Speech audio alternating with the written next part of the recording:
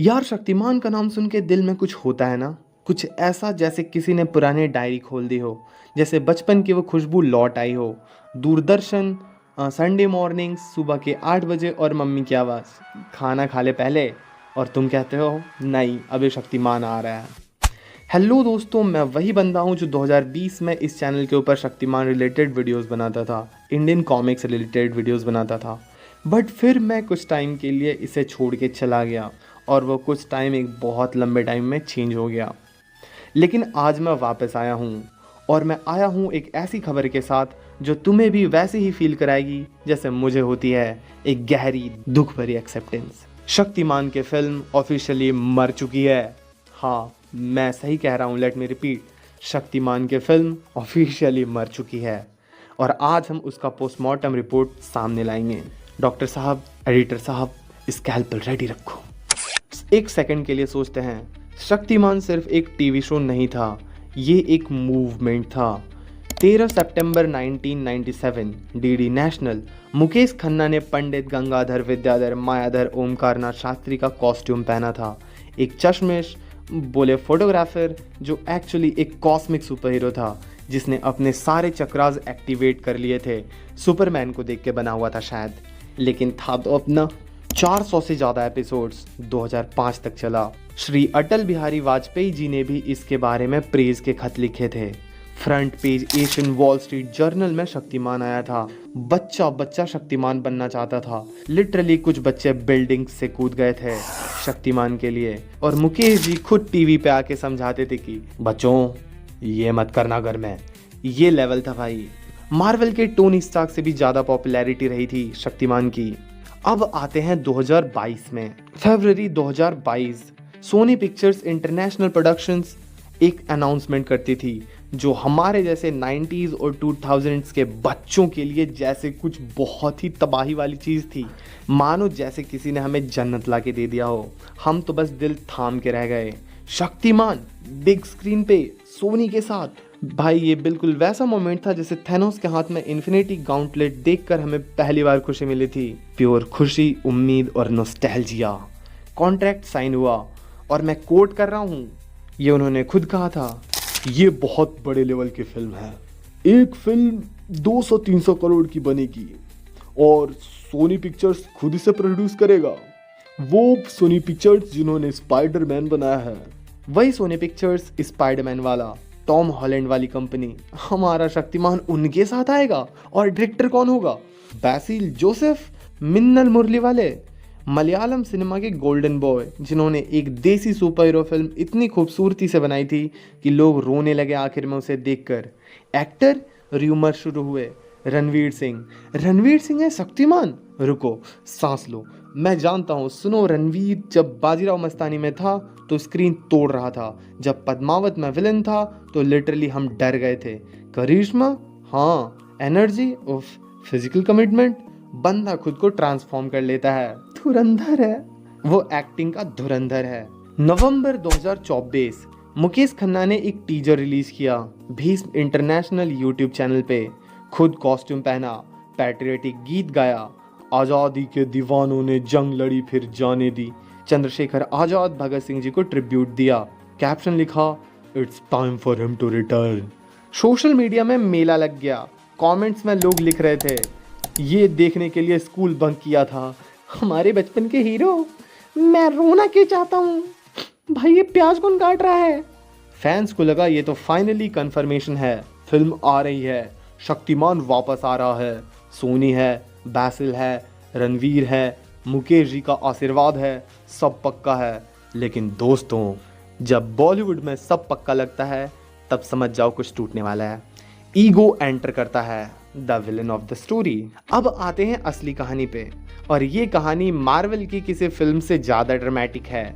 मुकेश खन्ना, शक्तिमान के creator, producer, original actor, ने बार बार public में आकर एक ही बात बोली, कहीं इंटरव्यू में, कहीं प्रेस में, कहीं अपने ही यूट्यूब चैनल पे, मैं ही शक्तिमान हूँ, कोई और नहीं बन सकता। यार ये सुन के लगता है जैसे स्टैनली बोल रहे हो, मैं ही स्पाइडरमैन हूँ। रिस्पेक्ट समझ में आती है, बट ये तो कैरेक्टर है भाई, कैरेक्टर है, फिक्शनल है, कॉस्ट्यूम है। मुकेश जी के बाद भी एक एक्टर एग्जिस्ट कर सकता है, जैसे जेम्स बॉन्ड के एक्टर्स बदलते हैं बट जेम्स बॉन्ड फिर भी रहता है। रणवीर सिंह के बारे में मुकेश जी ने क्या कहा सुनो। Ranveer Singh sat in my office for 2.5 hours. 2.25 घंटे बैठे रहे and literally begged me to make him Shaktimaan. begged? भाई ने बेग किया था। और जवाब मुकेश जी ने बोला, रणवीर का चेहरा शक्तिमान का चेहरा नहीं लगता है। फिर बोले, रणवीर को तमराज किलविश बनाना चाहिए, विलन नॉट द हीरो।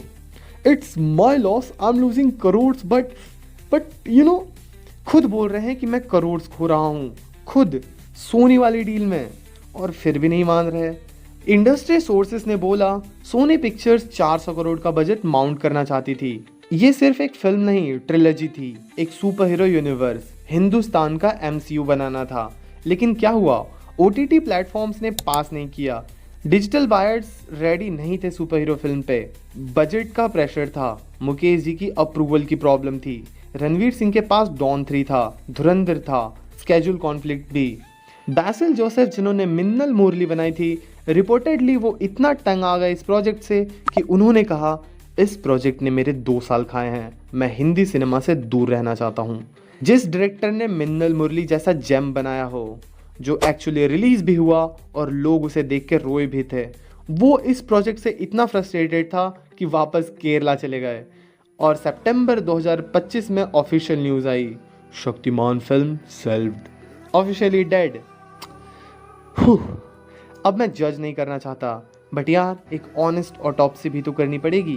पहली बात, मुकेश खन्ना का इमोशनल अटैचमेंट समझ में आता है, शक्तिमान उनकी आइडेंटिटी है।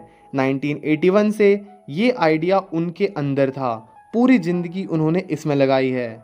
कोई और वही कॉस्ट्यूम पहने, दर्द तो होगा, लेकिन ये बिजनेस भी था। सोनी पिक्चर्स एक मल्टीनेशनल कंपनी है, करोड़ों में इन्वेस्ट करने को तैयार थी। डायरेक्टर भी लेजेंडरी था, एक्टर कैपेबल था।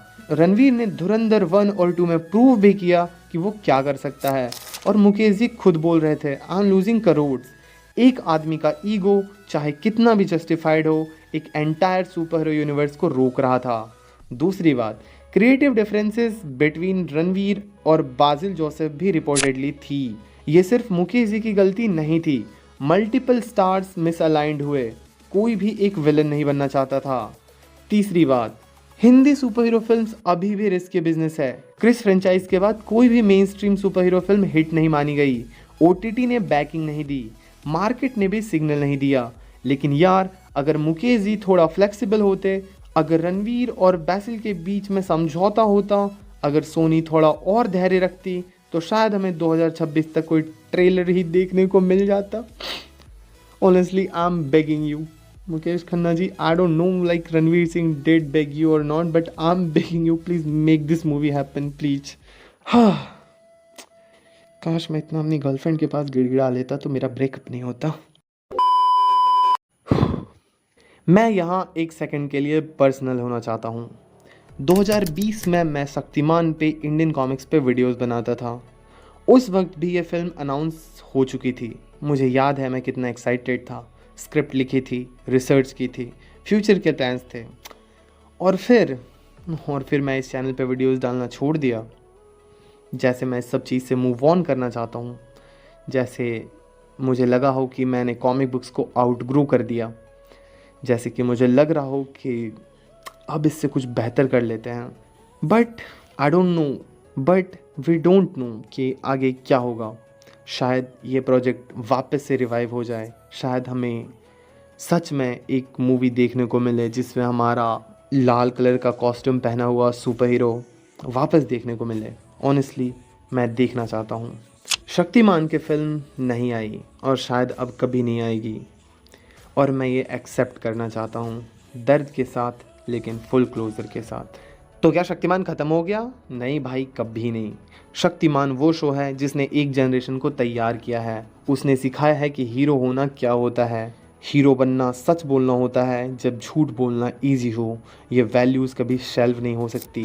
रणवीर सिंह शक्तिमान नहीं बने, बैसिल जोसेफ ने उसे डायरेक्ट नहीं किया, सोनी पिक्चर्स ने उसे नहीं प्रोड्यूस करा, लेकिन हम शक्तिमान को अपने अंदर जीवित रखेंगे।